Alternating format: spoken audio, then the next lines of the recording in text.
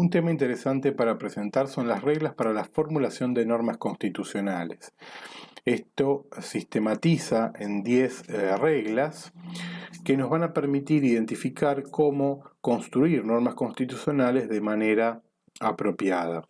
La primera de las reglas es la finalidad. Esto obedece al sistema político propiamente dicho, desde el cual nace la Constitución, que pueden ser sistemas personalistas o transpersonalistas.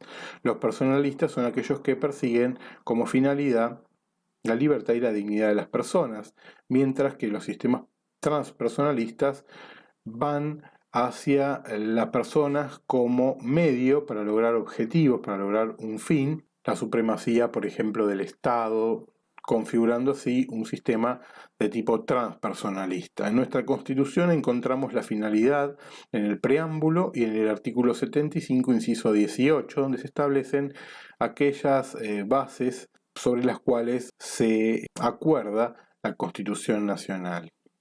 La segunda regla es la prudencia política. La prudencia política se desprende de un don, si se quiere, de poder observar la realidad, generar las reglas sobre esta sociedad y luego identificar el resultado que van a tener esas normas.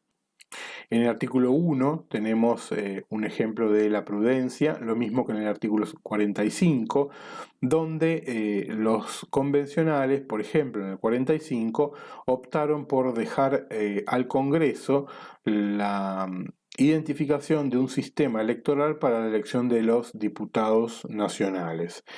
Si no hubiese sido así y hubiesen identificado un sistema electoral determinado, el paso del tiempo podía volver imprudente esta decisión, porque pueden aparecer sistemas electorales que van mejorando la representación que se termina dando durante una elección y por tanto habría que modificar la Constitución para poder ayornarla. En cambio, el artículo 45, al no establecer un sistema electoral, es un reflejo de esa prudencia política de los convencionales. Otra de las reglas es el realismo. Para poder armar una constitución y que ésta funcione en una sociedad determinada, hay que darle las normas que esa sociedad necesita. Básicamente tenemos un antecedente en la Carta de San Martín O'Higgins, en donde San Martín hacía saber que los errores de aquellos que redactaron las constituciones en Latinoamérica eran creer darle las mejores leyes a sus pueblos sin tener en cuenta al mismo pueblo, la realidad del mismo pueblo.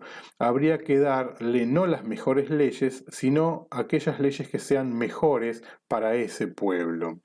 Y el artículo 33 de la Constitución Nacional también es un ejemplo de este realismo.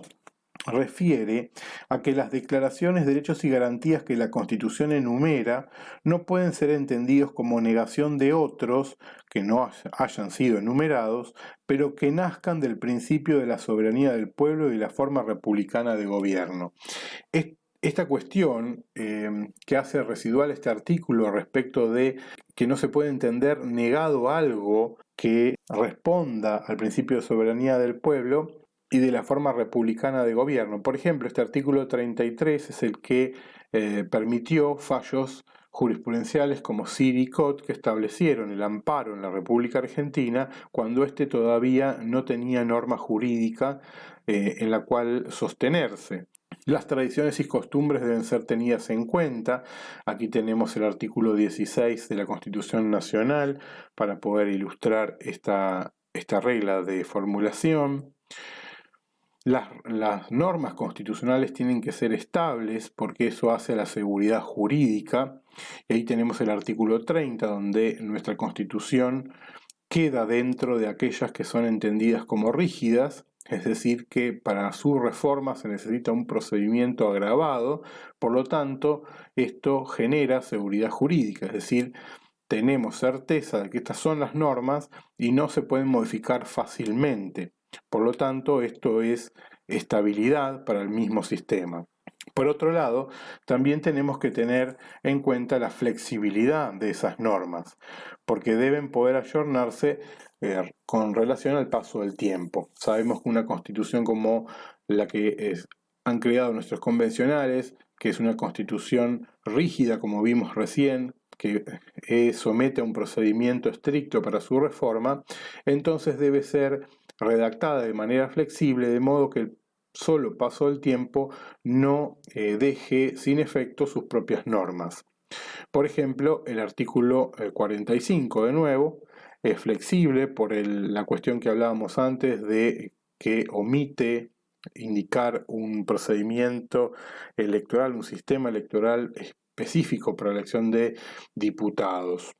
En ese sentido, podemos decir que no es flexible lo indicado en el 37 por cuanto la cuestión de obligatoriedad del voto. Por ejemplo, hay algunos doctrinarios que sostienen que en la Constitución, al establecer esta cuestión de la obligatoriedad, impide que en determinado momento donde la sociedad madura y además es educada cívicamente, esa característica podría ser omitida.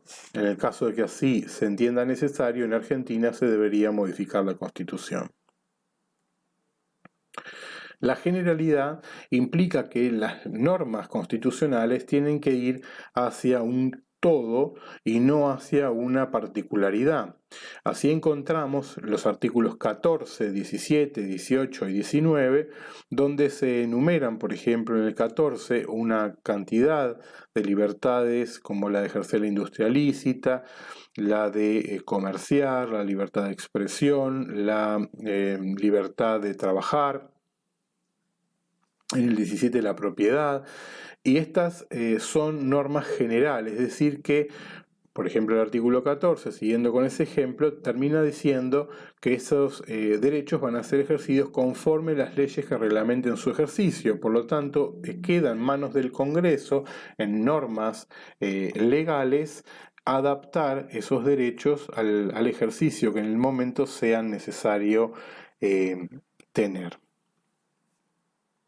Luego tenemos cuestiones de cómo se escriben estas normas constitucionales. Por ejemplo, la regla 8 es lenguaje común.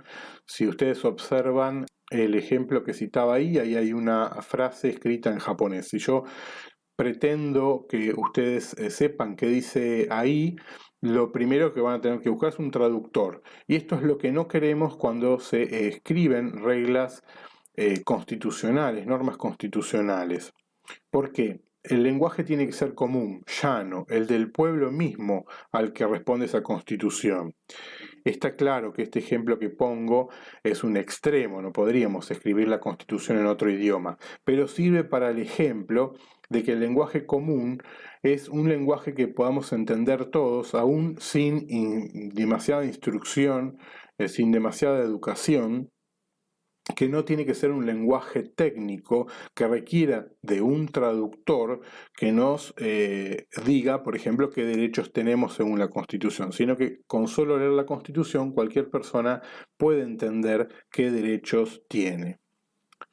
La claridad va de la mano del lenguaje común, las normas tienen que ser claras, no deberían tener redacciones que generen normas ambiguas, es decir, que necesitemos permanentemente interpretaciones para poder identificar qué nos está diciendo la norma.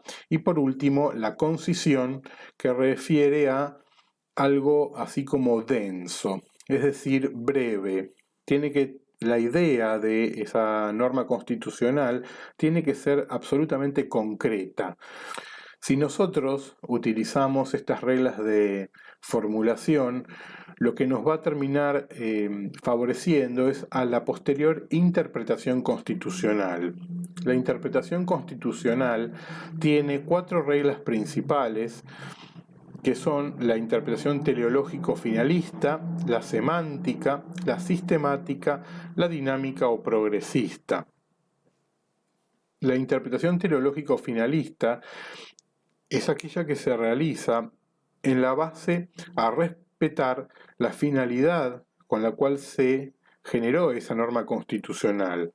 Observemos que aquí ya podemos empezar a hacer una asociación entre las reglas de formulación y estas de interpretación.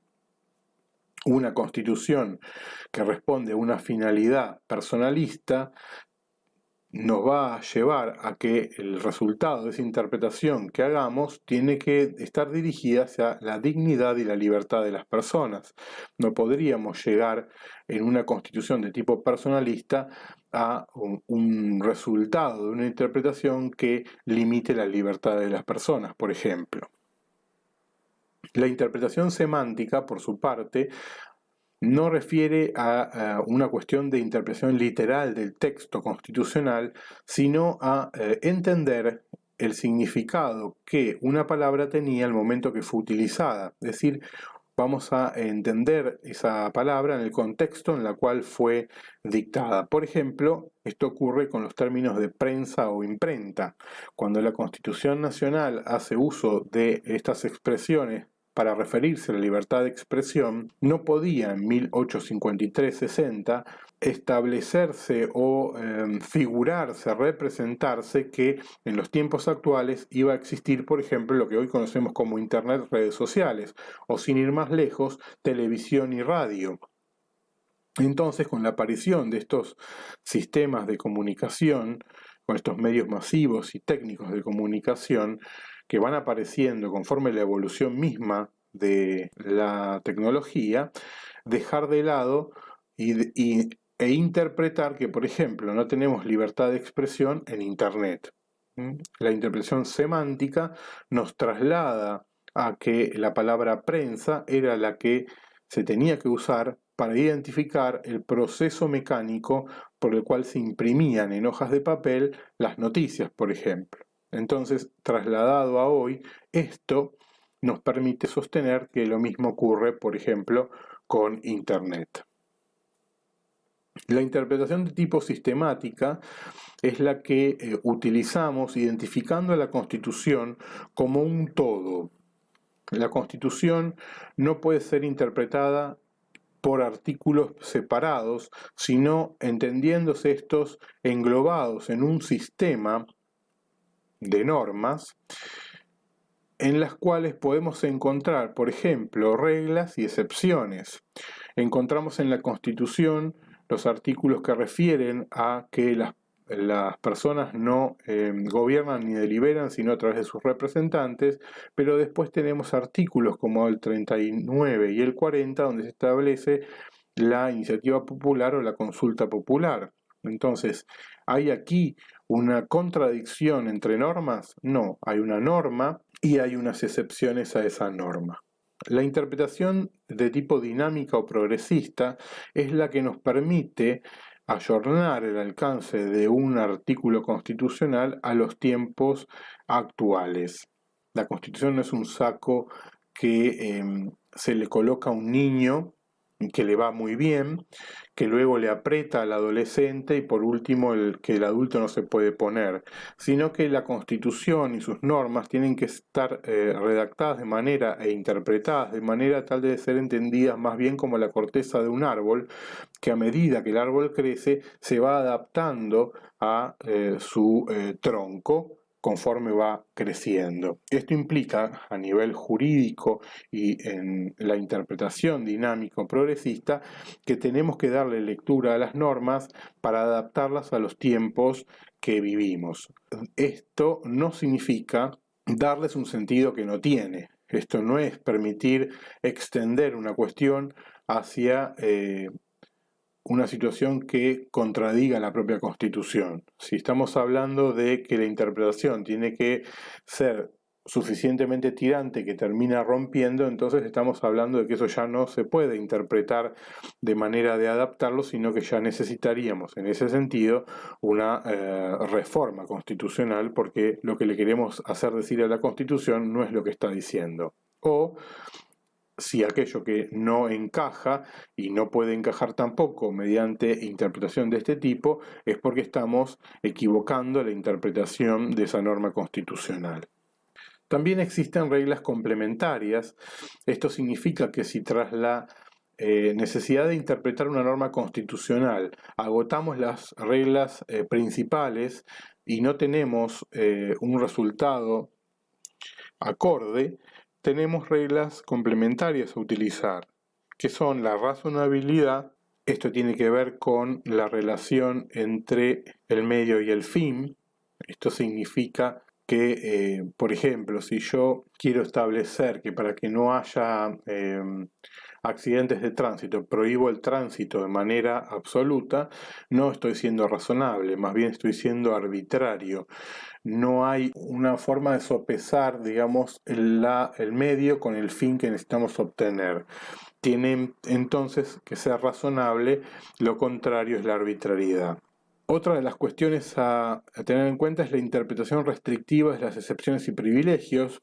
Esto tiene que ver con que si la Constitución establece una excepción o un privilegio, no podemos hacer una interpretación, sino que sea restrictiva, es decir, que no amplíe esas excepciones y privilegios a aquellos a los que no fue dado. Por ejemplo, conocemos que los diputados y los senadores tienen inmunidad de palabra, es decir, que pueden excederse incluso en sus alocuciones, pero no pueden ser perseguidos luego por esas expresiones. Pues bien, la Constitución aquí está indicando una excepción, un privilegio no a la persona, sino al cargo que ostenta como diputado o senador nacional, pero no podemos hacer una interpretación amplia y llevar este privilegio a otros funcionarios que no lo tienen, sino que en estos casos la interpretación tiene que ser restrictiva. Y la presunción de constitucionalidad de los actos públicos refiere a que, en principio, cualquier acto público se presume constitucional, porque no podemos presumir lo contrario. Si un funcionario, por ejemplo, que jura por la Constitución Nacional y que trabaja en base a la misma, no podríamos presumir que sus actos son contrarios a esa Constitución. Por lo tanto, hay una presunción de constitucionalidad que no es absoluta, porque claramente que si tenemos, por ejemplo, un decreto de necesidad de urgencia que observamos puede tener vicios de inconstitucionalidad, nosotros lo que vamos a necesitar es probar esa inconstitucionalidad para que ese acto sea frenado. Y por último, si aún aplicando todas las reglas no llegamos a un resultado, que nos queda la regla número 4 de las complementarias, que es in dubio pro libertate. Si hay duda, debe ser resuelta la cuestión a favor de la libertad.